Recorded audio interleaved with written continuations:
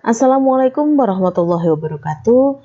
Bismillah, alhamdulillah, assalatu wassalamu rasulillah, la haula wa la quwata illa billah.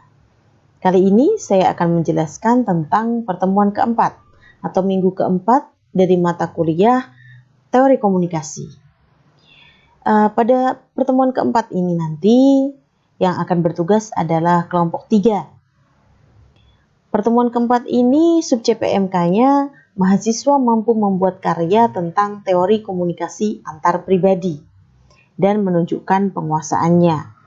Kognisi yang keenam, psikomotorik yang kelima, dan afeksi yang kelima dari taksonomi Bloom revisi. Kemudian indikator capaian perkuliahan untuk mata kuliah teori komunikasi minggu keempat, yaitu kreativitas membuat karya tentang teori komunikasi antar pribadi, itu untuk dimensi kognisinya. Kemudian kemampuan membuat portofolio tentang teori komunikasi antar pribadi, itu psikomotoriknya, dan ketepatan menunjukkan penguasaan teori komunikasi antar pribadi, itu untuk afeksi yang kelima. Kriteria penilaiannya adalah kreativitas, kemampuan, dan ketepatan. Bentuk penilaiannya untuk sikap saya lakukan dengan observasi, psikomotorik dengan karya video, dan untuk keterampilan umum dan keterampilan khusus saya lihat dari portofolio catatan perkuliahan di blog masing-masing.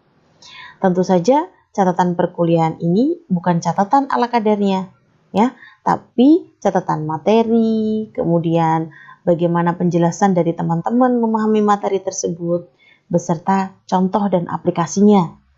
Tapi kalau catatan sekedarnya saja, yaitu tentu saja hanya bermanfaat secara formalitas saja, ya, tapi tidak akan bermanfaat substantif begitu untuk pemahaman teman-teman tentang teori komunikasi antar pribadi khususnya. Jadi nanti teman-teman sendiri yang akan merasakan, ya.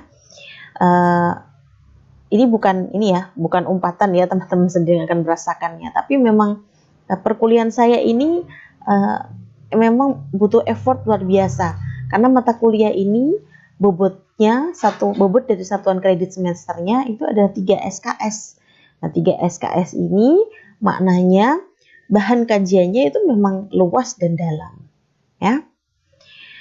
Untuk metode pembelajaran dan estimasi waktunya, yaitu kuliah dan diskusi kelas, tatap mukanya 3 kali 50 menit atau 150 menit.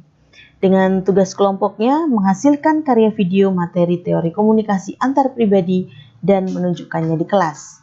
Kemudian mengelola kelas untuk melakukan diskusi dan menunjukkan penguasaan teori komunikasi antar pribadi oleh peserta perkuliahan.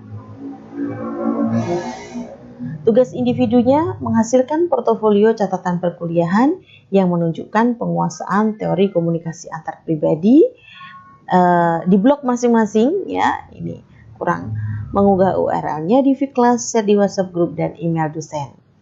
Nah, jadi pembahasan di minggu keempat ini atau di pertemuan keempat ini adalah teori komunikasi antar pribadi. Persentase penilaiannya adalah 3%, ya. Di pertemuan keempat ini penilaiannya ada 3% dari total keseluruhannya. Jangan khawatir untuk tidak memperoleh 3% ini selama sepanjang teman-teman mengikuti petunjuk dari perkuliahan, sesuai dengan jadwal menyerahkan tugasnya atau menyelesaikan tugasnya, mengirimkan tugasnya, insya Allah 3% itu terpenuhi. Saya memahami keterbatasan teman-teman dalam mengakses informasi, juga dalam memahami literatur dalam bahasa Inggris, maka perbanyaklah diskusi di antara teman maupun diskusi dengan saya.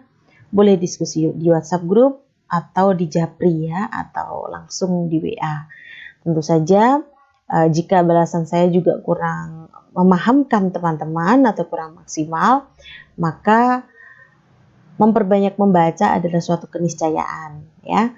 Karena teori komunikasi antar pribadi ini meskipun teman-teman itu kompetensinya di KPI, itu tetap sangat relevan, ya, dan bermanfaat, gitu ya, untuk kompetensi lulusan KPI.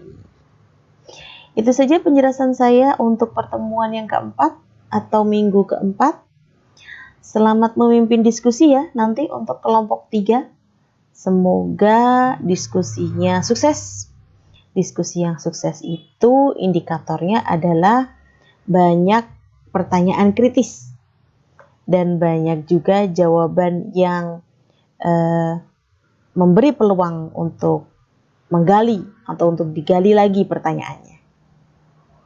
Ya, tidak usah menjadi beban ya, dinikmati, diikuti alurnya, prosesnya, karena yakinlah pengalaman kuliah daring ini hanya kali ini.